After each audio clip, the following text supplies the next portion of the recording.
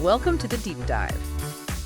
Look, we know you're a busy hotelier, so we've sorted through 5 key stories from White Sky Hospitality for you. Our mission today, pretty simple. Distill the absolute must-know insights, cut through the noise, give you that sharp edge on what's happening right now in hotel and travel distribution. Yeah, and we're covering quite a bit of ground, everything from, well, truly massive airport projects. Huge ones. To the subtle shifts in how consumers feel about AI, what's really happening with business travel, and even some, frankly, surprising new leisure trends. Connecting these dots reveals a really fascinating bigger picture, I think. Okay, let's dive right in then, starting with the monumental. I mean, before we even talk hotels, we have to grasp the sheer scale of the travel infrastructure being built.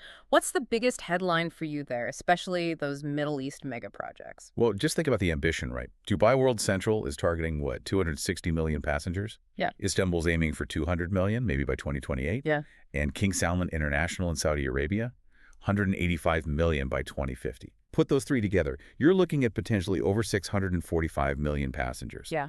That's like 3 times their current volume combined. 3 times. It dwarfs Atlanta, which is currently the world's busiest, by nearly 6-fold. It's genuinely monumental. It absolutely is. An ambitious vision, no doubt. But, with that much capacity coming online, is there a risk of maybe overcapacity, or perhaps that the tech integration just can't keep pace? That's a really fair question. And what's fascinating, I think, is that these aren't just about capacity. They're really strategic economic plays, designed to capture global transfer traffic. And crucially, they're building the tech backbone for it. Yeah. You look at McKinsey, they pinpoint 13 frontier technologies shaking things up. Right. And for us in hospitality, 6 are absolutely paramount for distribution. I think agentic AI goes way beyond simple chatbots. This is autonomous execution for complex itineraries. Okay. Or future mobility autonomous vehicles, eVTOLs, Yeah. the electric vertical takeoff and landing aircraft. They're getting close to certification. Then there's advanced connectivity 5G, direct-to-satellite networks. That's the plumbing, the backbone for real-time, location-aware distribution. The clear insight for you as a hotelier. The winners will be those building integrated tech stacks, not just standalone solutions. Okay, so moving from that grand scale infrastructure and its tech, let's pivot. Let's talk about something affecting every single traveler. This AI trust paradox that Booking.com uncovered, it shows something quite counterintuitive, doesn't it? It really does. I mean, look at the numbers. The survey finds this huge contradiction. 91% of consumers are excited about AI. Yeah. 79% say they're familiar with it. High numbers. Very high. Yet only 6%, just 6% fully trust it. 6%. Yeah. And there were regional quirks, too. Latin America shows almost universal excitement, like 98%. But distrust peaks in North America at 32%. But here's the kicker.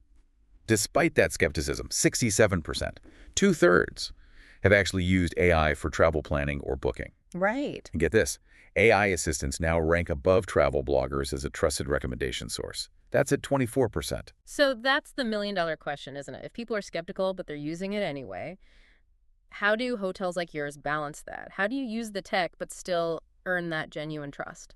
Exactly. And the insight here is pretty critical, I think. While AI is great for efficiency, guest trust, that's still rooted in human connection. So for hoteliers, leverage AI for your back end, for quick info, sure. But keep those human touch points for the high-stakes stuff, for building relationships. Think AI augmenting your team, not, replacing the face of your brand. That's a really important distinction for you listening. Okay, shifting gears again. Let's look at a different reality check. The business travel reality. What's the story there? Well, GBTA projects, global business travel spending, will hit a new record high, $1.57 trillion in 2025. A new high. Okay. And it's but the growth rate has slowed down quite a bit. And if you adjust for inflation, spending is still actually 14% below pre-pandemic levels. So not quite back in real terms. Exactly. On the plus side, though, traveler sentiment is strong. 86% find their trips worthwhile.